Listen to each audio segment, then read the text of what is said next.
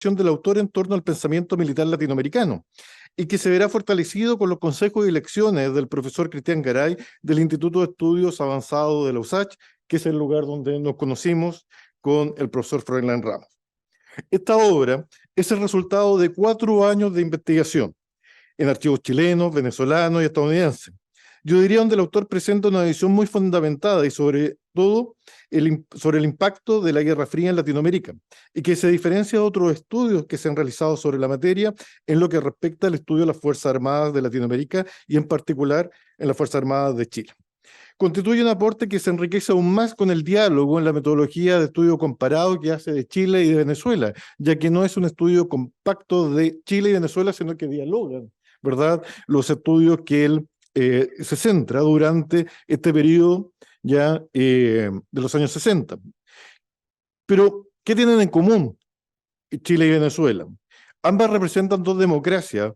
Chile de una larga tradición, mientras que Venezuela una de las más jóvenes de la región, tal como reconoce en su obra el autor, ¿ya? El mismo autor señala, ¿verdad?, que en materia del pensamiento militar de la época será analizado, ¿ya? Se pregunta cómo la influencia de Estados Unidos en el pensamiento militar de Chile y Venezuela en los años 60, y esta pregunta la eleva al plano de lo doctrinal. Concepción de la guerra, cómo se transmitió en la educación militar, en la malla curricular, de las escuelas matrices y academias de guerra. Cambio en la orgánica, creación de cuerpos armados o nuevas especialidades y unidades. Hay que recordar que en la década de los 60, los principales destinos de los militares eran Fort Leavenworth, la Escuela de la América, la sede de los comandos en el canal de Panamá, también Fort Knox, también para los blindados, ya donde se instruyeron en la guerra regular en condiciones selváticas, aplicando las lecciones de Vietnam. Esta última escuela, la Escuela de la América, se hizo famosa en la historiografía marxista, que la caracterizó como una escuela gestora y promotora de dictaduras militares en la región, y exageró el rol de los Estados Unidos durante la Guerra Fría, dejando así desmerecer otros factores internos ya como menos importantes. Lamentablemente vemos que en Chile hoy día se sigue viendo en forma interesada y parcial, como por ejemplo con fecha 9 de agosto la Cámara de Diputados y Diputadas aprobó solicitar al Ministerio de Relaciones Exteriores que realice las gestiones para que Estados Unidos libere los antecedentes secretos que dan cuenta de la intervención antes, durante y después del golpe de Estado de 1973 para conocer la verdad de ese periodo, señala. Bueno, no solo es necesario conocer lo que ocurrió en Estados Unidos, que es una democracia que abre sus archivos, sino también los archivos de la Unión Soviética y de Cuba, y cómo instauraron y cómo fomentaron la guerra revolucionaria en el continente, que también afectó la convivencia social y nuestras instituciones democráticas, donde la Unión Soviética proporcionó el apoyo financiero y logístico, armas, mientras que Cuba constituía el aporte ideológico y el entrenamiento en los campos de instrucción de guerrilla en Pinar del Río y Punto Cero, que al igual que la intervención de Estados Unidos, también se apoyaron en cómplices locales. También sería necesario entonces conocer a esos agentes políticos al servicio de los intereses de otros países o potencias extranjeras, para que de esa forma podamos conocer la verdad en su forma completa. Otra parte interesante de esta obra es que el autor realiza al aporte de lo que es la nueva historia militar, es que se plantea desde la historia de las ideas, una rama de la historiografía que estudia la evolución de las ideas expresadas a través de distintas producciones culturales. Por tanto, también esta obra es un estudio social y cultural sobre las Fuerzas Armadas. Pero, ¿qué entendemos por pensamiento? En la Real Academia Española se define como un conjunto de ideas propias de una persona, de una colectividad o de una época. El pensamiento militar es la conjunción de un conocimiento acumulado por siglos. La teoría de la guerra, las actividades conexas, los principios de la guerra, el estudio de las operaciones militares, sus líderes y estrategias, y cómo éstas se adaptan a la conducta concreta en un espacio-tiempo para realizar la tarea que el escalón político demande, ya sea en el ámbito interno u externo. Lo que significa que el pensamiento militar siempre se está renovando e incorporando nuevos conceptos y nociones que lo posibiliten enfrentar con éxito desde el punto de vista militar a las nuevas realidades, en este caso, la guerra moderna. Por otra parte, el concepto de doctrina. La Real Academia Española la define como la enseñanza que se da para la instrucción de alguien. Norma científica o paradigma. Conjunto de ideas u opiniones religiosas, filosóficas, políticas. Ejemplo, ¿verdad?, que sustenta un grupo, ya, por ejemplo, la doctrina cristiana atomista o la doctrina socialista. La transmisión de la doctrina cristiana se hacía a través de la catequesis, donde los niños aprendían sin cuestionar lo que era la doctrina y seguir con propiedad sus costumbres y estilos. Pero la doctrina en su expresión militar, profesional, es la reflexión en sí misma como la actuación en combate, dejando aparte la metafísica y la filosofía. Esto no significa que hayan sido ignoradas, al contrario, son las fuentes del pensamiento de aquel que escribe la doctrina, pero no la refleja en forma explícita. La doctrina es la parte más específicamente militar de los escritos sobre la guerra. Para nuestro autor, la diferencia entre pensamiento militar y doctrina en la época y su influencia norteamericana y cómo a través de ella se leían, escribían, existían antiguamente los concursos literarios de historia militar, ya cómo se enseñaba en los aulas.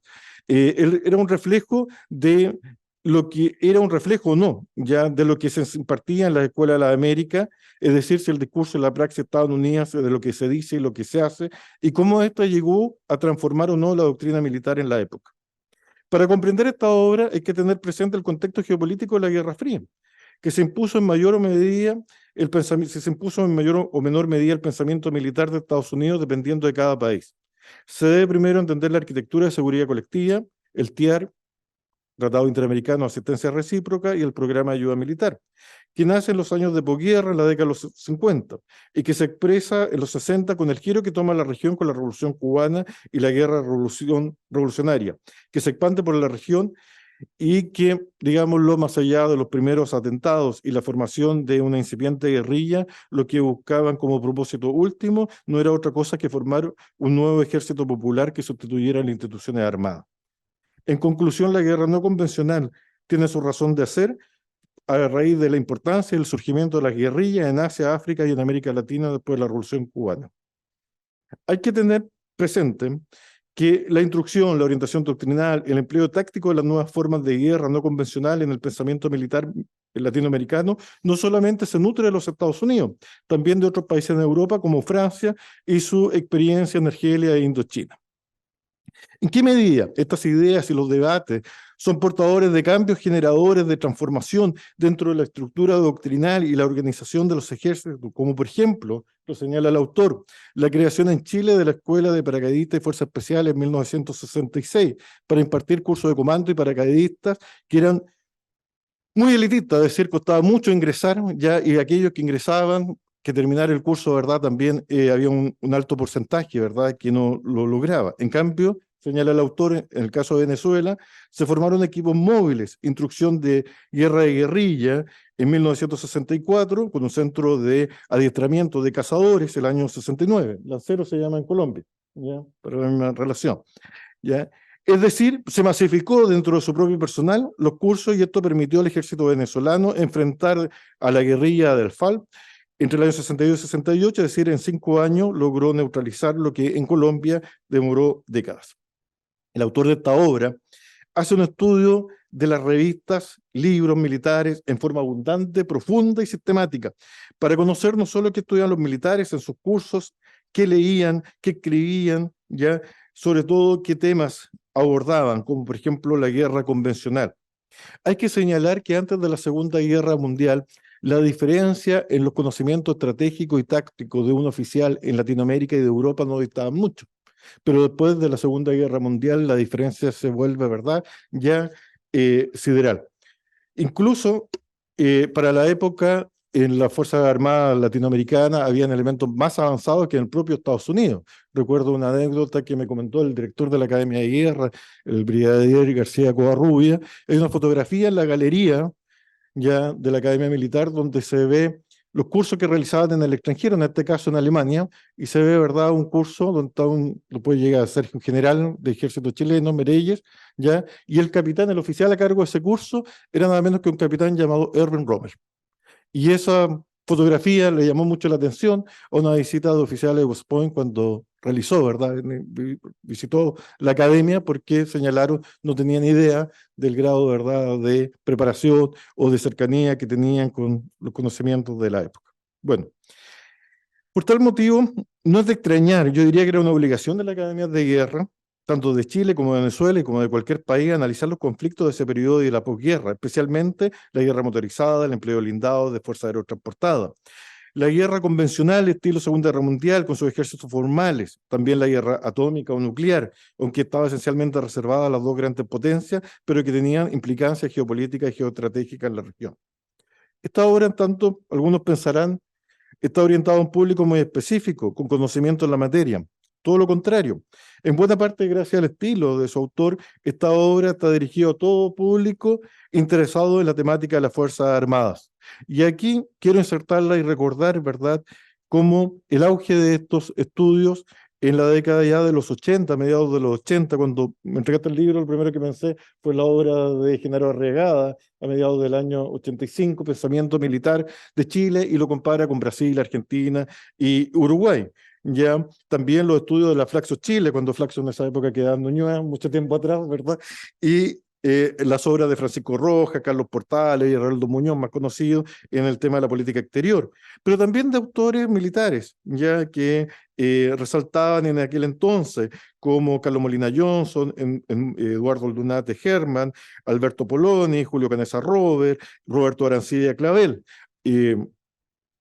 Párrafo aparte, aquellos que estudiaron la sociología y la sociología militar, que también se llamó Fuerza Armada y Sociedad, donde destacaría las obras de Omar Gutiérrez Valdebenito, oficial de la Armada de Chile, ya de Jaime García Covarrubia, ya y de José Miguel Piuse, que yo diría que hoy día es uno de los principales exponentes de aquellos que estudian el etos militar, el estamento ya militar y su procedencia social, la relación del soldado y la modernización del Estado Nacional, por mencionar algunos temas. Paralelamente, surgen también estudios desde la historia, trabajo como el de Verónica Valdivia Ortiz de Zárate, El golpe después del golpe, el año 2003, y más recientemente la obra de José Rodríguez Elizondo. También la de acá presente Alejandro San Francisco y Ángel Soto, Un siglo de pensamiento militar, en el Memorial del Ejército, o la de nuestro conocido profesor Cristian Garay, la epistometría de la lectura militar, donde también el profesor Garay da cuenta de la variada temática que se abordan en la lectura militar. Pero el tema más frecuentemente abordado para el público ajeno a la temática militar es esta relación que Froilán Ramos aborda en forma directa, clara y sin ambigüedad. El impacto de la influencia de Estados Unidos en las Fuerzas Armadas de Latinoamérica a través de los programas de intercambio habilitados por un sistema de seguridad colectivo que, como ya señalamos, formaba parte de una arquitectura de seguridad y defensa, la que fue, por cierto, ya el vehículo donde llegaron, además de armamento, como el programa de ayuda militar, también la instrucción, la doctrina y para el empleo de esas fuerzas. Cabe tener presente que esta alineación con los Estados Unidos y las naciones latinoamericanas fue una decisión de los gobiernos políticos. Fueron establecidos por las autoridades formales de la época, Poder Ejecutivo y Legislativo. Era la Cancillería y el Ministerio de Defensa la que autorizaba, luego de la selección interna, quiénes eran los militares que salían del país a realizar estos cursos con permisos institucionales, ¿ya? Lo que desmiente claramente la visión de la izquierda, que acusa de que en estos intercambios como una forma de conspirar y de auspiciar la doctrina de seguridad nacional, una doctrina anticomunista y que fomentaba los golpes de Estado, como si no hubieran existido golpes de Estado antes en la región.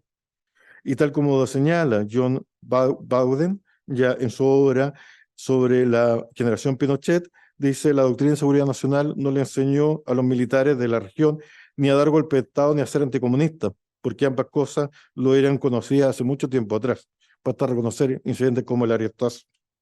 El concepto del enemigo interno, del que también se recurre para satanizar esta doctrina, no considera lo que hacía la contraparte, donde la guerra revolucionaria auspiciaba por partidos de izquierda, en el caso de Chile, me voy a referir más allá, que es la realidad que conozco más que la de Venezuela, ya por el Partido Socialista y el MIR en los años 65 y 67. Principalmente fueron claros en definir su enemigo y en expresar que para hacer la revolución en Chile era necesario al menos 1 millón de muertos. Habría que ver entonces dónde estarían esos millones de personas que morirían. Para eso se nutrieron intelectual y militarmente, en el caso de lo primero, en la doctrina de la guerra revolucionaria, por parte de verdad de sus líderes o la doctrina de Mao, ya que superó a Stalin en la cantidad de millones de muertos, la experiencia de Vietnam de Ho Chi Minh y por supuesto la obra del guerrillero argentino Ernesto Che Guevara, que escuchábamos la semana pasada, ¿verdad? La exposición del profesor Rubilar ya sobre la guerra de guerrilla y su impacto en la región. En los años 60 y 70 van a surgir estos movimientos guerrilleros en la FARC en Colombia, la FARC en Venezuela, el MIR en Chile, todos ellos justificaban la violencia revolucionaria, es decir, la muerte, el asesinato de compatriotas por razones ideológicas. La violencia revolucionaria es justificada por estos movimientos como una respuesta a la violencia estructural del Estado. En lo que respecta a la instrucción militar o paramilitar, la historiadora Tania Harmet señala que al menos 2.000 guerrilleros se prepararon en Cuba entre 1961 y 1964, cifra que aumenta en los años 70 y 80. Muchos de esos guerrilleros llegarán al paraíso chileno en el tiempo de la Unidad Popular y algunos incluso formaron parte de la guardia de amigos personales del presidente Allende. Bueno, todos estos grupos tenían en común su afinidad ideológica y la justificación de la violencia, la que ejercían o pretendían ejercer en contra de la población que no seguía sus dictámenes. Con mayor o menor intensidad, pero siguiendo el dogma de Che Guevara de tener acá en América Latina más de 1.000 Vietnam. Y el año 1974 ya también organizaron regionalmente una junta coordinadora de la revolucionaria que profesaba que en su declaración de principio, una guerra revolucionaria como un proceso de lucha de masa armado y no armado, pacífico y violento, donde todas las formas de lucha se desarrollan armónicamente, convergiendo en torno al eje de la lucha armada, que la dirección proletaria de la guerra revolucionaria se ejercería por el partido de combate marxista-leninista de carácter proletario, capaz de centralizar y dirigir, uniendo en un solo y potente haz todos los aspectos de la lucha popular, garantizando una dirección estratégica justa que bajo la dirección del partido proletario es necesario estructurar este poderoso ejército popular. Eso a contraparte de lo que se señalaba.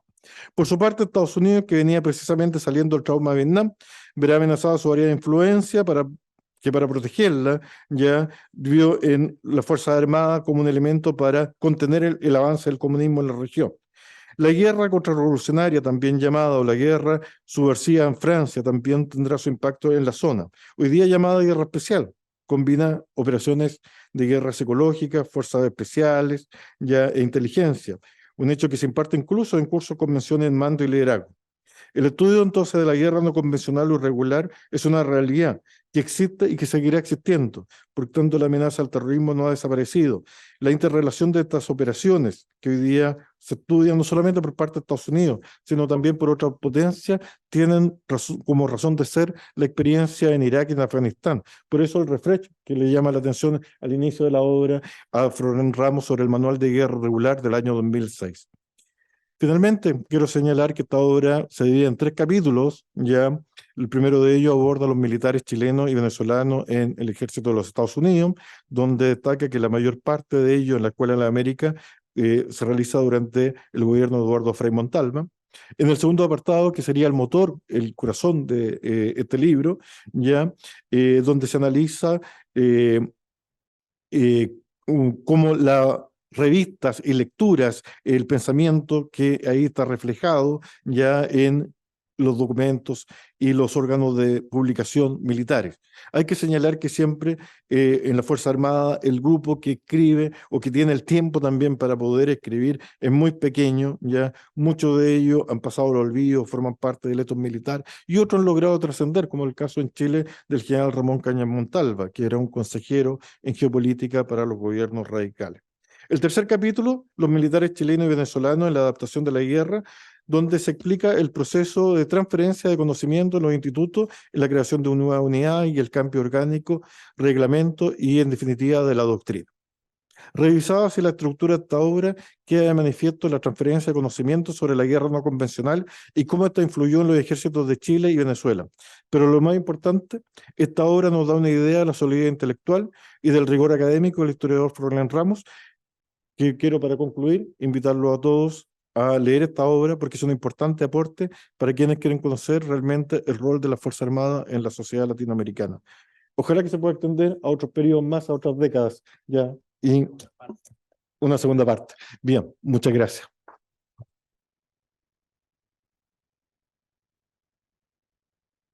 Agradecemos entonces al doctor Mendoza.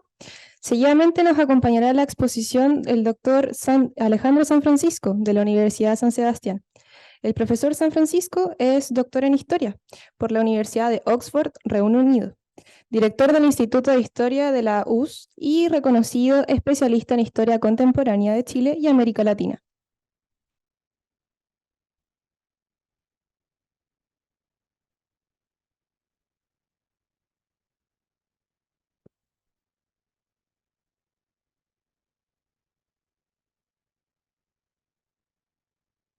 Muchas gracias, Froilán, por la invitación y muchas gracias al profesor Mendoza por su presentación y a José Miguel de Toro, aunque no está presente y me acuerdo perfectamente que fue alumno mío. No me acordaba que exactamente en 1997, pero era a fines de los años 90. Es para mí un gusto estar acá en la Universidad Católica de la Santísima Concepción. No estaba acá desde que estaban en otro campus, entonces hace muchos, muchos años. Y estamos para presentar el libro de Froilán Ramos, La Guerra Fría Global, el pensamiento militar chileno y venezolano 1960-1970.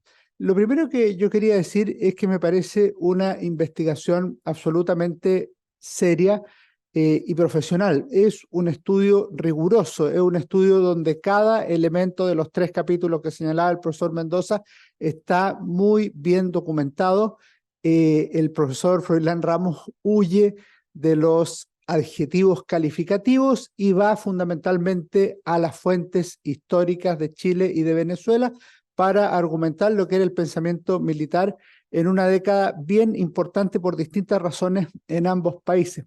Y digo que es un estudio riguroso y además es necesario porque uno de los problemas que surgió en las democracias latinoamericanas en la era precisamente de los golpes militares entre 1964 y 1973 era doble. Por el lado de la guerrilla o de la revolución, era precisamente un intento sistemático, distinto de destruir las democracias en la región.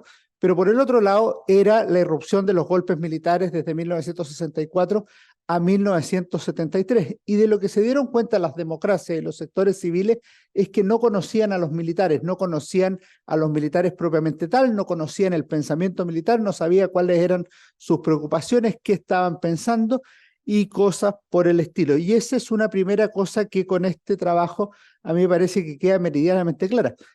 Y queda clara además que todo esto era muy transparente. Era transparente los viajes al exterior, estaba explicitado el pensamiento militar en la revista del Memorial del Ejército o el equivalente en los distintos países. De manera tal que si había desconocimiento era más por despreocupación que por secretismo u otro tipo de cosas. Me parece que el estudio del profesor Froilán Ramos lo que hace es rescatar esa evidencia que estaba circulando y ponerla en perspectiva.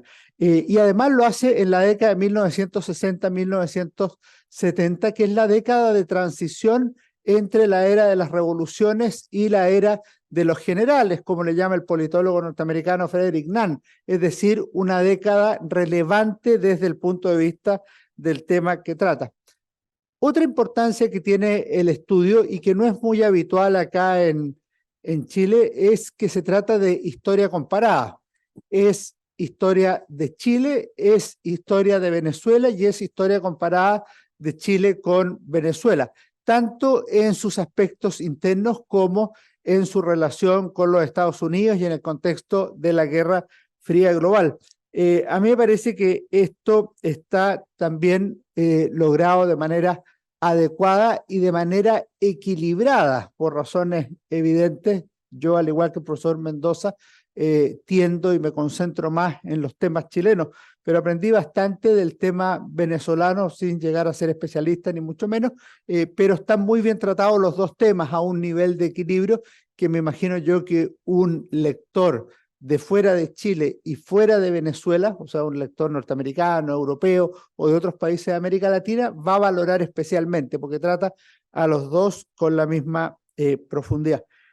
En cuarto lugar, el tema de Estados Unidos y la Guerra Fría es muy interesante, está también bien tratado porque es parte del centro de la investigación. Yo seleccioné 2 o 3 cosas para mostrar, pero por ejemplo, cuando uno mira la suma de estudiantes latinoamericanos entrenados dentro del programa de asistencia militar entre 1960 y 1973, en el caso de Chile, en Estados Unidos, 2.678, Venezuela, 1.552. Fuera de Estados Unidos, 2.622 y 3.354. O sea, más de 5.000 y cerca de 5.000 en Chile y Venezuela, respectivamente. Una gran cantidad. Lo otro que me llamó la atención y que no sabía, pese a que lo había estudiado, me lo dejó muy claro el estudio de Froilán, es que de los comandantes en jefe del Ejército de Chile entre 1958 y 1970, todos menos uno estudiaron en Estados Unidos. O sea, todos hicieron estos programas de colaboración militar o de estudios que existían en los Estados Unidos, y eso también tiene una relevancia. En el caso de los venezolanos, de los comandantes generales, hay algunos que incluso estudiaron en la Academia de Guerra del Ejército en Chile. En esto es bueno entender una cosa. Yo voy a darle un segundo ángulo a algo que planteó el profesor Mendoza. Así como es importante conocer el archivo norteamericano, me parece relevante, muy bien que haya un interés de parte de las autoridades políticas por abrir más el archivo norteamericano, que ya lo conocemos bastante bien. También es relevante conocer el archivo cubano y otros archivos que puedan darnos información sobre temas chilenos en nuestro caso. Hay otro mito que existe respecto de la Guerra Fría, y es la percepción de que fueran dos grandes potencias, Estados Unidos y la Unión Soviética, digitando en distintos lugares del mundo lo que está pasando.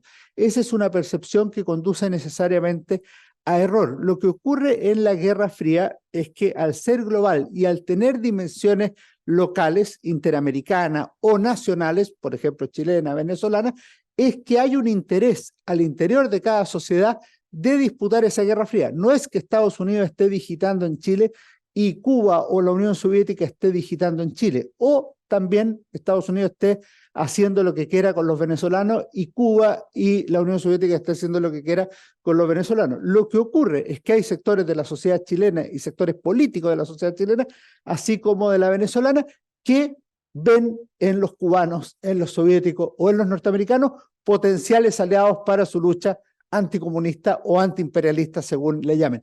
Y esa dimensión me parece que es bueno comprenderla, porque de lo contrario uno va a tener una percepción errónea o al menos amputada de lo que fue la Guerra Fría. Los países que estamos en la periferia no son meros peones del sistema internacional, sino que tenían sus propias posiciones, tenían sus propias divisiones internas, y esa división interna calzaba con la división que existía en el mundo. Y me parece que eso debe ser percibido. La Guerra Fría, en otras palabras, avanzaba en una doble dirección, en una dirección de Estados Unidos y la Unión Soviética o Cuba hacia los países de la periferia, y en los propios países pidiendo ayuda a los Estados Unidos, a Cuba o a la Unión Soviética. Y a mí me parece que eso es muy importante. Después, cuando uno ve los tres capítulos, tienen distinta naturaleza. Voy a decir un par de cosas de los últimos dos capítulos. En el caso del segundo, aparece ampliamente desarrollado lo que se llama el pensamiento militar. Obviamente no todo el pensamiento militar está en las revistas institucionales, o sea, no todo el pensamiento militar está visible a toda persona que circula por la sociedad. Y en segundo lugar, no todo pensamiento militar es propiamente militar. Esto es bien interesante. Cuando uno analiza el caso de Chile, también me concentro en el caso de Chile por razones obvias, es muy importante en este trabajo la consulta de memorias de personajes relevantes de la época, entre ellos los comandantes en jefe Carlos Prats, por ejemplo, quien fue ministro del presidente Salvador Allende, y eso es muy relevante porque si uno lee las memorias del general Carlos Prats, prácticamente la mitad de las memorias se concentra en la actividad política de los 2 últimos años del gobierno del presidente Salvador Allende. Es decir, no se concentra en el pensamiento propiamente militar, sino que en las necesidades políticas de un momento crítico de la historia de Chile. Y por otro lado están las memorias del general Augusto Pinochet, que también están citadas, particularmente el tomo 1, por razones cronológicas, que se refiere al periodo pre-gobierno, y que también es relevante desde el punto de vista militar, pero que también tiene otras reflexiones. En ambos casos se refieren, por ejemplo, a los viajes hechos a Estados Unidos, o en el caso de Prats, al informe Camelot hecho en los años 60 respecto de Chile, que entre otras cosas decía, por ejemplo, dos cosas: que Chile no estaba preparado militarmente, y en segundo lugar, que potencialmente las Fuerzas Armadas podían ser árbitros de un conflicto político, una cuestión que se dijo en 1966, 1967 puede haber sido. Entonces es interesante tener eso en la cabeza, que son memorias militares. También aparece ampliamente la entrevista al general Canessa. Lo que quiero transmitir es que hay varias áreas donde se puede consultar.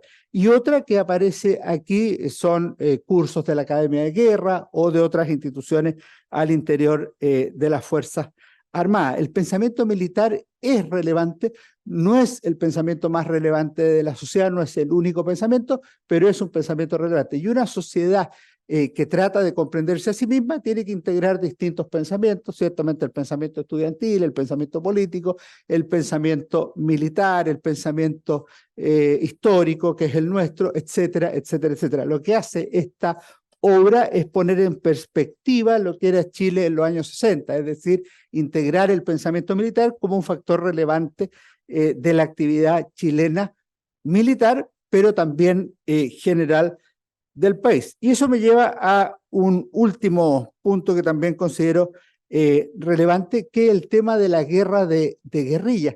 Es bien interesante que uno sabe que en los años 60, particularmente después del triunfo de la Revolución Cubana, se instala en América Latina el tema de la posibilidad de triunfar de una revolución socialista a través de las guerrillas. Lo dijo el profesor Mendoza y citó una conferencia de la semana pasada a propósito del libro Guerra de Guerrillas de Ernesto Che Guevara.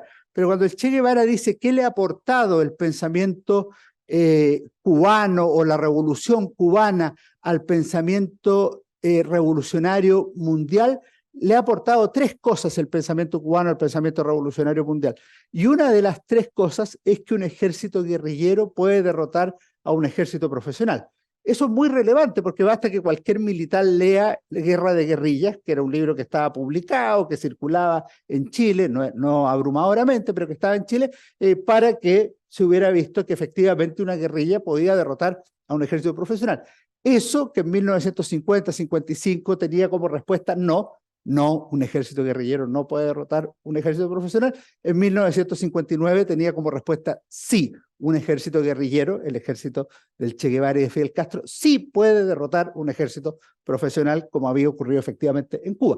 Bueno, ¿y qué pasa en los años 60? Que se forman movimientos guerrilleros en distintos países de la región, y por eso en su carta a la Tricontinental, el propio Che Guevara podía decir que hoy se lucha con armas en la mano en Venezuela, Brasil y nombra Bolivia, ciertamente, y nombra 4 países al respecto. ¿Por qué tiene relevancia eso? Porque eso marca una transición en el estudio de la guerra en los ejércitos. O sea, ya no solo hay que estudiar la guerra convencional, usemos ese término para generalizar, sino que también hay que estudiar esta nueva forma de guerra que es la guerra de guerrilla. Y se encuentra con un problema la gente que tiene que enseñar la guerra de guerrilla, que ha sido educada siempre a través de la guerra convencional. Lógico, los profesores que enseñan en los años 60 son los profesores que aprendieron la guerra como era la guerra en los años 40, por la Segunda Guerra Mundial, o temas por el estilo. De manera que eso marca también un periodo de transición que yo creo que hace más necesario todavía, Froilán,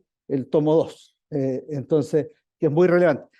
Un último comentario, es bien interesante a propósito del tema que comentábamos en la oficina, ya que estaba la entrevista en Punto Final de Regis Debray al presidente ya, porque era marzo del 71, Salvador Allende.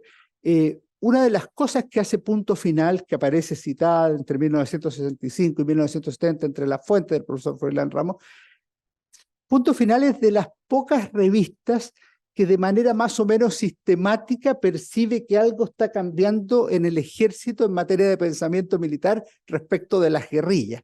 Y esa también es una cosa que merece una segunda revisión, que yo lo llevé en uno de las ponencias a estos programa o congreso de estudio de la guerra que organiza el profesor Garay en la Universidad de Santiago, y que creo que es un tema que se le puede dar segundas vueltas también. Quiero quedarme ahí porque el resto de la tarea la tienen ustedes, que es leer el libro. Yo por mientras felicito al profesor Froilán Ramos, y tiene una segunda tarea que es completar el tomo 2 de la Guerra Fría global, el pensamiento militar chileno y venezolano. Muchas gracias.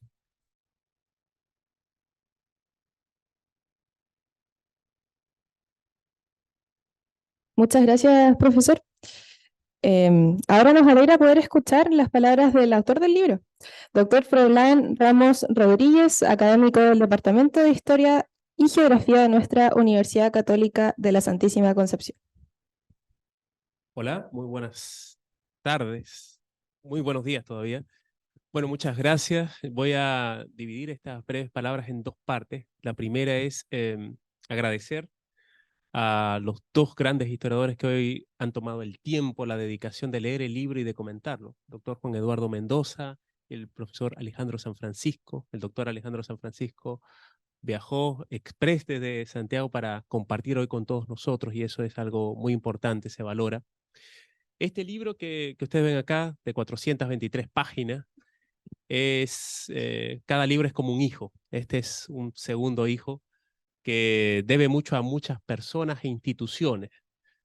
No voy a poder nombrarlas todas porque se me escapa a la memoria, pero que es un libro que debe a profesores, a instituciones, a archivos en Estados Unidos, en Venezuela, en Chile, a militares que prestaron testimonio, venezolanos, chilenos, norteamericanos. Es un libro de 4 años de investigación y es un libro que permite responder algunas cosas, pero que a su vez abre una puerta de muchas otras dudas e inquietudes por investigar.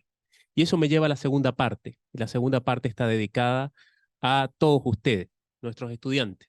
Acá están los estudiantes de la carrera de licenciatura en Historia, de las asignaturas de Historia Contemporánea de Chile, también estudiantes del Magíster. Y me alegra mucho verlos acá porque ustedes son la generación de relevo, ustedes son los que tienen por delante el desafío de investigar. Y este libro les propone investigar temas complejos. La década de los 60, si se quiere, es la década más caliente, más álgida de la Guerra Fría. El año pasado tuvimos el seminario sobre la crisis de los misiles cubanos y estuvimos así, a centímetros de que alguien pulsara un botón y estallase un Armagedón nuclear. Es una década compleja, ¿sí? Intensa, pero precisamente es un reto y desafío para nosotros como historiadores e historiadoras abordarla. No hay temas que estén sellados, temas que sean definitivos. Cada uno de nosotros como historiadores lo que ofrece son nuevas interpretaciones a la luz de las fuentes, a la luz de nuevos enfoques.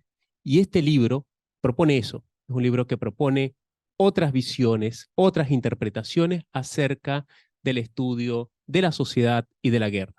Pero ¿por qué la guerra y por qué este estudio? La guerra no es lineal, la historia no es lineal, las interpretaciones o narrativas que se han levantado no son lineales, no son mecánicas, no son deterministas.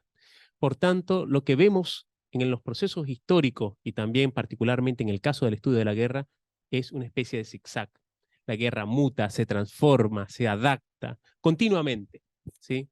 Hoy en día, en la guerra de Ucrania, lamentablemente estallada luego de la invasión rusa, vemos eso. Vemos fuerzas ucranianas, fuerzas rusas, pero también otras fuerzas no convencionales, prorrusas, que actúan dentro de un escenario que se mimetiza con la realidad local, con la realidad del país. Esto nos lleva a pensar que la guerra no convencional está más vigente que nunca, está plenamente vigente y es una invitación a estudiarla. La guerra es un tema muy complejo, muy importante, como dejarlo solamente para los militares. Es un deber para el mundo académico civil abordarla, entenderla, porque en esa misma medida se puede evitar. Todo estudio militar, todo estudio de la guerra debe conducir a valorar la paz, a entender que la paz debe ser el camino a conservarse sin desmejorar, sin desmerecer la guerra y la preparación para la misma. Entonces, para cerrar, este libro es una invitación a tener otras lecturas, otras miradas acerca de los temas. Los temas no están zanjados, no son concluyentes y están abiertos a nuevas interpretaciones e investigaciones.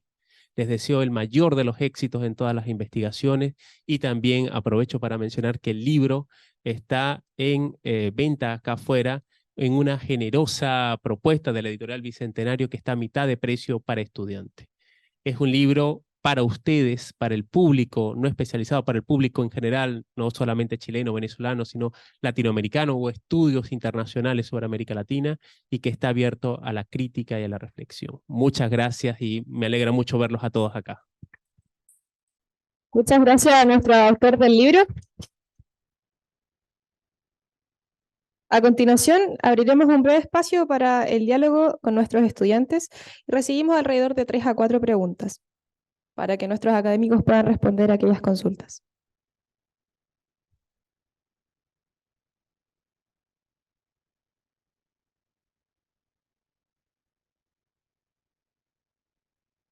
¿No hay consultas por allá? Sí.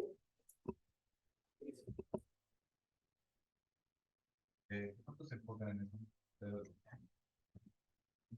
Porque me está interesando el libro, entonces más que nada me ayuda Bueno, muchas gracias, Patricio, por la consulta. Es una pregunta muy importante y muy compleja. De recordar que en el periodo de los 60, en plena Guerra Fría, se desarrolla una guerra de guerrillas en varias partes de América Latina, tanto guerrillas urbanas como rurales. Y estas guerrillas tenían por objeto derrocar los gobiernos democráticos y tomar el poder por la fuerza. Ante este escenario se desarrollan también desde el lado institucional, desde las Fuerzas Armadas, formas de estudiarla, entenderlas y contrarrestarlas. Hay una extensa literatura sobre las guerrillas latinoamericanas que fueron financiadas y entrenadas tanto por la Unión Soviética como por Cuba. En el libro se cuenta con valiosas fuentes.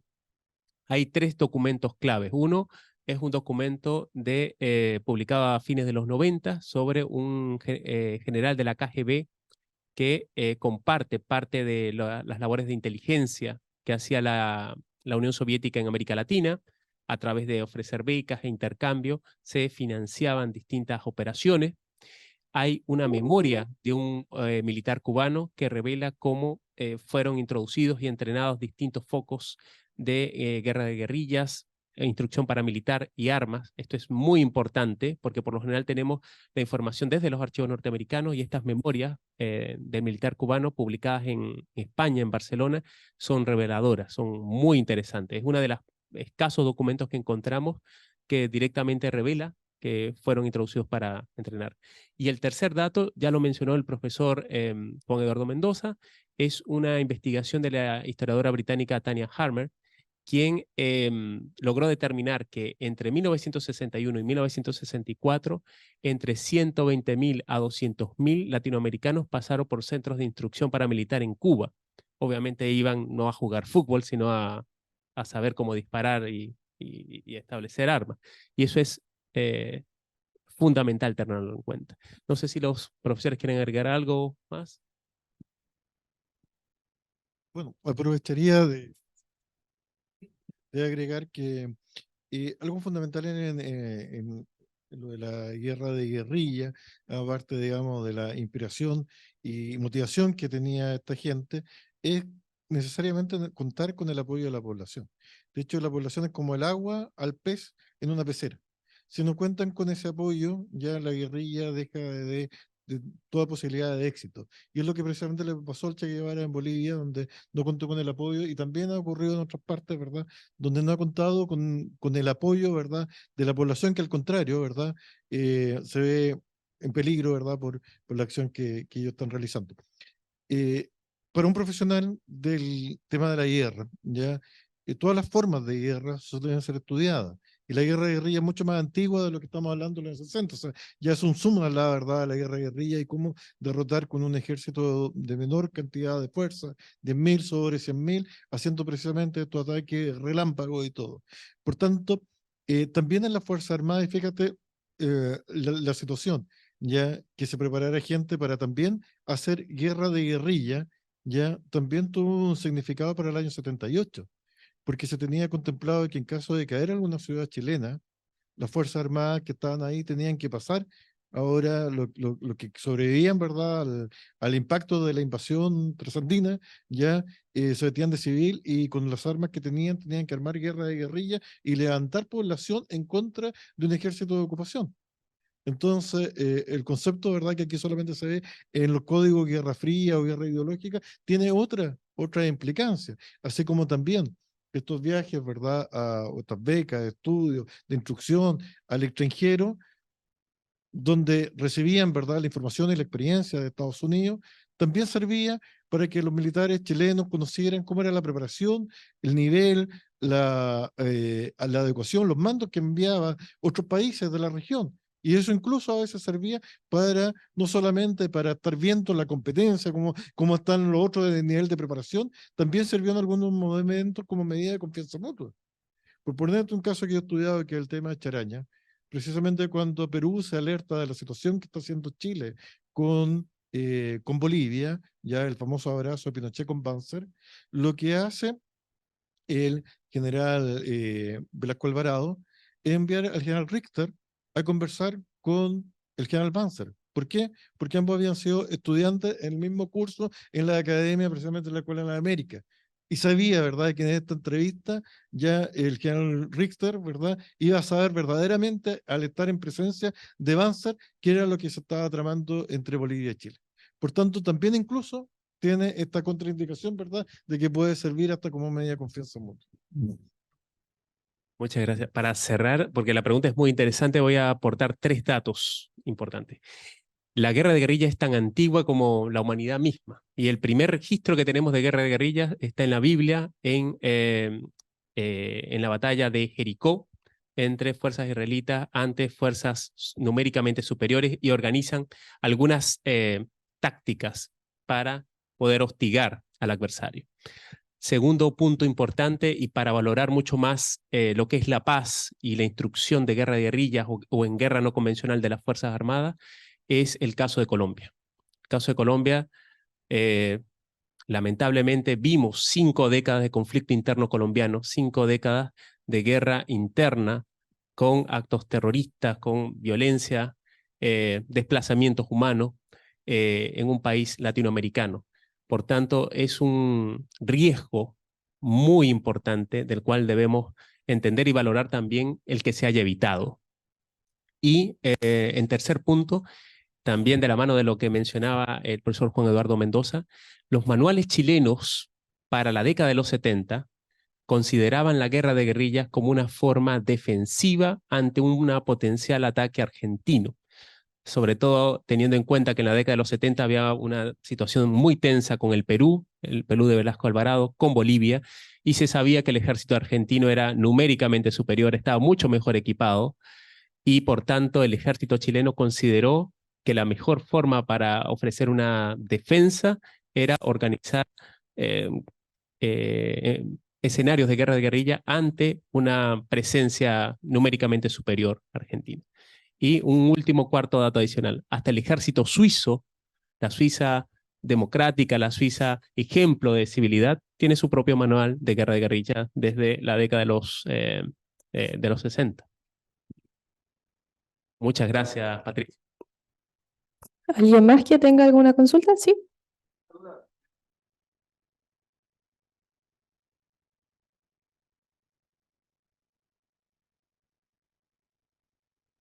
Comunicaciones para civiles, porque estaba investigando lo que efectos sociales en torno al deporte a gran razón. Y resulta que varios equipos militares jugaban con equipos civiles, especialmente formados dentro de ellos.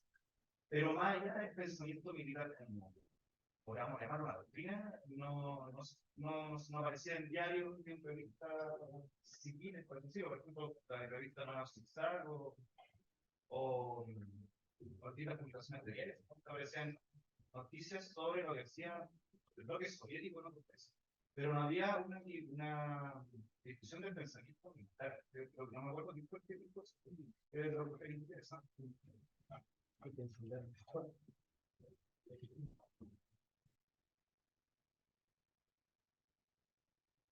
Pasa una cuestión que no sé cuál sería la palabra, no es curiosa, pero es excepcional, que el pensamiento militar se socializa más en momentos excepcionales, no en momentos de normalidad. O sea, cuando hay guerra, que es la excepción, no es la regla es la paz, se socializa más el pensamiento militar.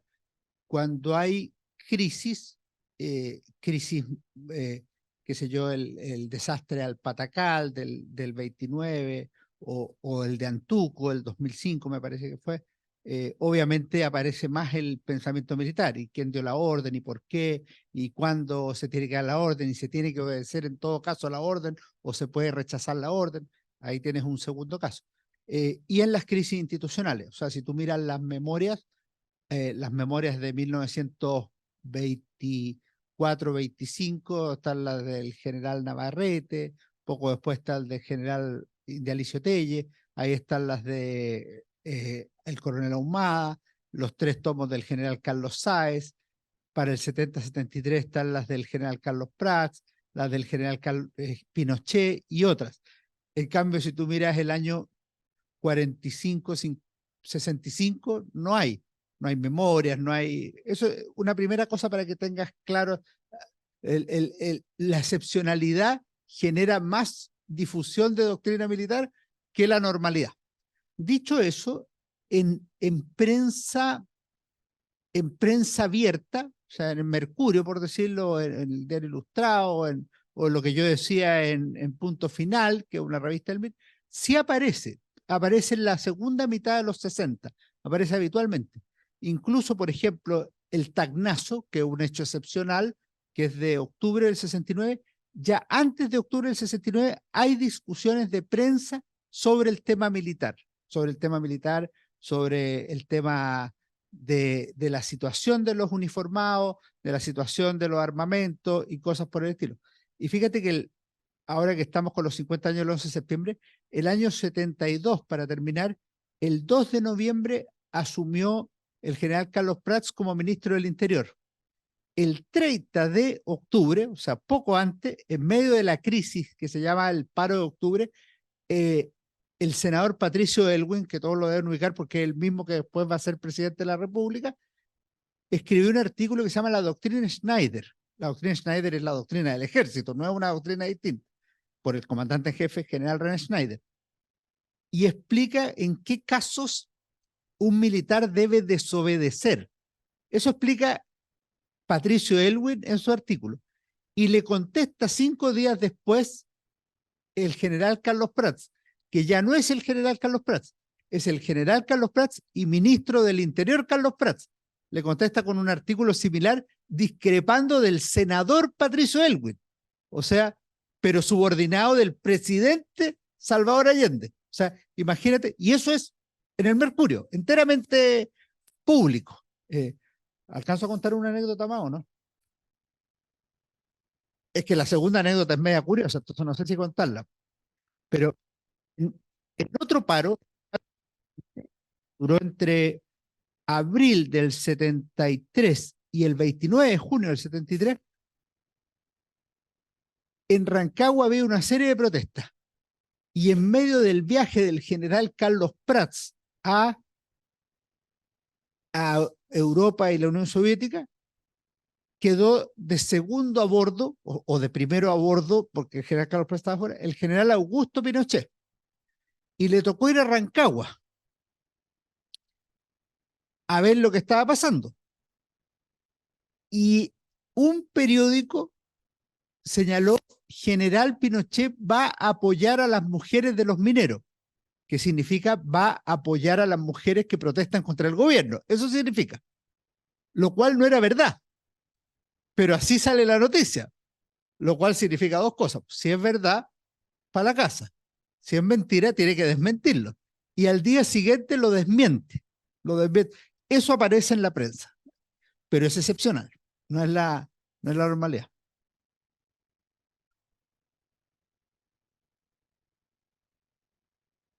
Absolutamente.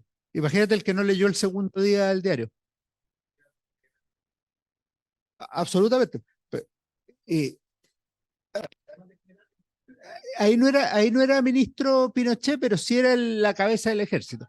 Y 2 años antes, un diario de izquierda, a propósito de la marcha de las cacerolas vacías, que también Pinochet estaba a cargo de la guarnición de Santiago, él tiene que cumplir las órdenes. Y el diario de izquierda dice: firme mi general Pinochet, una cuestión así. el diario de izquierda dice firme mi general Pinochet, o sea, una cuestión que nadie imaginaría. Entonces el que lee eso y no conoce la historia dice, oye, qué impresionante. No, no es impresionante. Eso para los que ustedes estudian historia. La historia tiene contexto, no es historia, es qué, quién, cuándo, cómo, en qué circunstancias, etcétera, etcétera.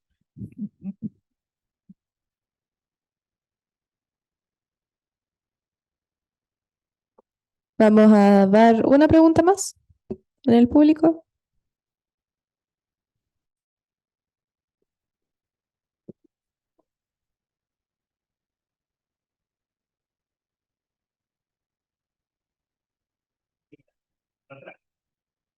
Pero creo que no es que la guerra de la se haya terminado.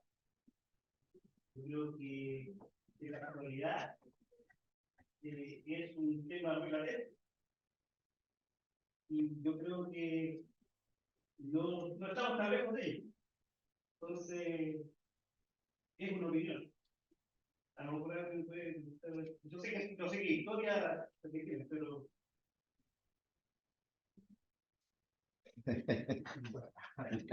por lo que vemos en la región. Bueno, no solamente en nuestro contexto nacional, sino que internacional, los escenarios de guerra y guerrilla siguen siendo una realidad, por eso lo señalaba muy bien en la obra, que parece ser como el motivador, ¿verdad?, del estudio de Froilán Ramos, ¿verdad?, este refresh que existió en Estados Unidos en el 2006 sobre la guerra y guerrilla, los manuales antiguos, ¿verdad?, pero aplicado a la realidad de Irak, en realidad de Afganistán, ¿ya?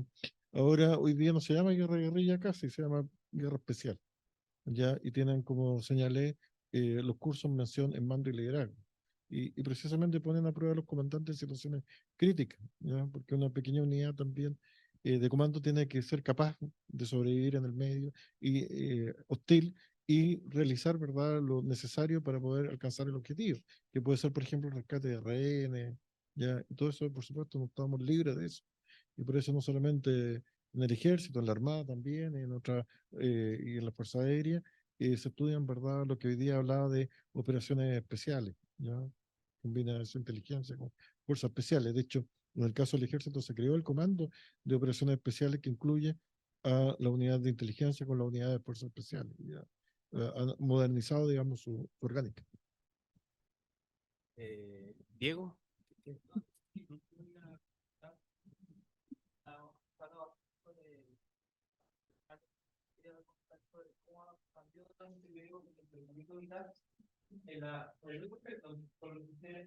Los conflictos convencionales, sobre todo como por la convención que había en este periodo.